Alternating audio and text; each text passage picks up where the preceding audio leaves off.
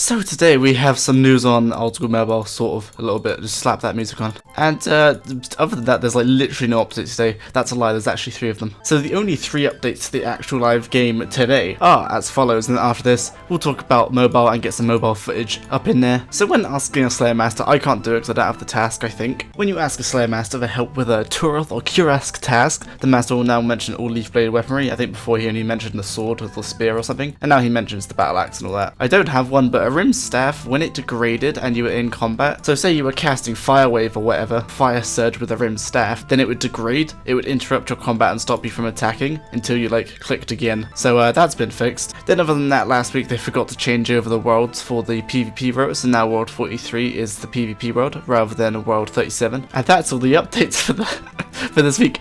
But now we have mobile. So if you didn't already know, there's a new Android beta coming out for the Old School Mobile, or it came out today with this update. And they're calling it Always On, meaning initially they've invited a bunch of people, but there's no specific end date, meaning it's going to stay on until they choose to close it. And throughout that time, they'll continue inviting more and more people. And now you're thinking, like I thought, heck, I want to be invited. But they are not accepting any more applications for people to be beta testers, which is annoying. So yeah, if you didn't sign up back when you had to sign up, you'll never get invited. If you did sign up though, you still have a chance of getting invited, and whether you've been invited in the past or not doesn't affect whether you'll get invited in the future. And if you have got invited, there is a very helpful guide of like how to actually access the app on the news post that I'll link in the description. And now we move on to the mobile footage. So since the first beta, they've added single touch withdraw X in the bank, meaning you just have to tap once to withdraw an X amount from your bank, rather than like holding down to right click and then clicking or tapping. So as you can see, if you're like doing herbal or on mobile, you just need to left tap, and then you can withdraw 14 of 2 items to make some potions. Single touch shop functionalities, buy and sell X mounts. Now there's meant to be buy X and sell X here, but it wasn't actually there when my testee went and tested it.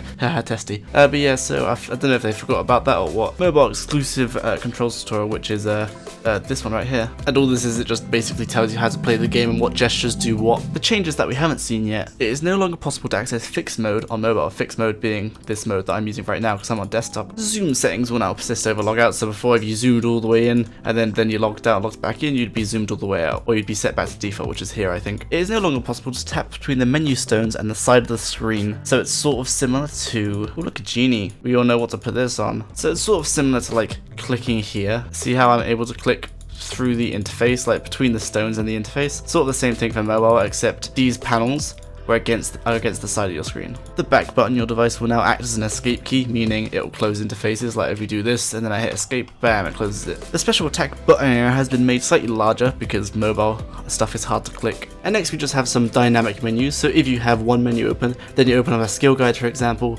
it will find where you actually have space on the screen and open it in that space, as you can see, rather than like layering it on top of interfaces, which would be really messy and a bit annoying. Next we have like the yellow X change, I'm gonna call it. So when you click on the desktop client, an X would appear, but you can imagine on mobile your finger's pretty big, so you won't be able to see the X. So instead they've replaced that with a yellow circle replacing the yellow X and a red circle replacing the red X, both of which fade away after they've been clicked rather than the cross having an animation. And while my subject was testing for me, he found out that the bank is sort of a little bit not buggy, but just not at full functionality. So it's really hard to like grab the little bar if your bank is really full. It's like to drag it, and if you click somewhere on the bar, it doesn't jump to that part of the bank. And also if you hold down on a scroll arrow to scroll through, it thinks you're trying to right click, so right clicks the arrow. So yeah, that needs to be changed, but I'm sure it will be done before release, so that's fine. And that is it for all the updates. But if you did register for the Old School Mobile beta, then keep an eye out because they'll be inviting more and more people as time goes on to this open beta, or not open beta, to this always on beta. But also look out for the phishing emails, don't get phished. Again, I do have coursework and exams until like late May again, so that's my excuse if I miss an upload. But yeah, other than that, Theatre of Blood is coming close on the 7th of June, that's being released if you didn't know already. So exactly 1, 2, 3, 4 weeks from now. Yeah, so I'll see you in the next video.